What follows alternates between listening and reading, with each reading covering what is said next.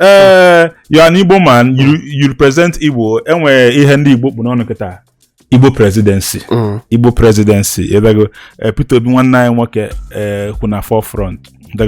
After the last election, as Kwana Okane Ekukwa for 2027. For the last, an Igbo man can never be Nigeria president. Now, no happen, but no here baby go. For the last, that change is a constant thing. Kedo Igbo presidency ambition using P2B as a case study. So, first of all, it's overdue. It's long overdue for Igbo presidency.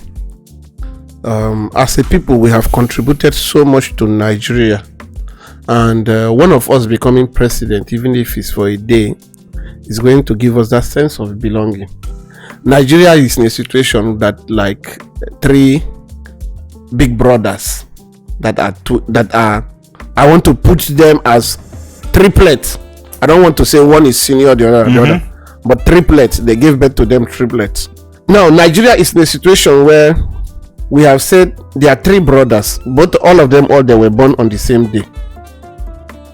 Now we say this person has led, the other one has led, but this one will not lead.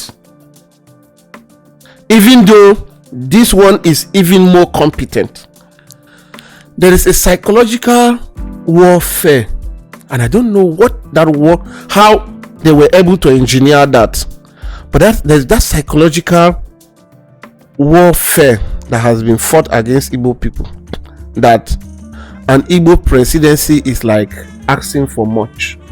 It's not supposed to be like that. They make it feel like asking for Igbo presidency is supposed to be like one favor. If you look at people running for president now, you see that P2B is the most qualified. P2B first, outside having knowledge of what to be done. Then the problem is Nigeria for 8 years ran on autopilot under Buhari. When I mean autopilot, it means like you just put enough fuel for a radio station generation, and then you're just playing song until 8 years finish.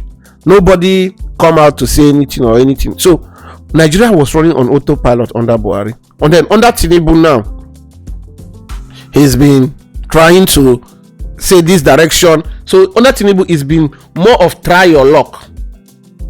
But because Nigerians are docile, I will call most Nigerians, 99% of Nigerians are like sheep.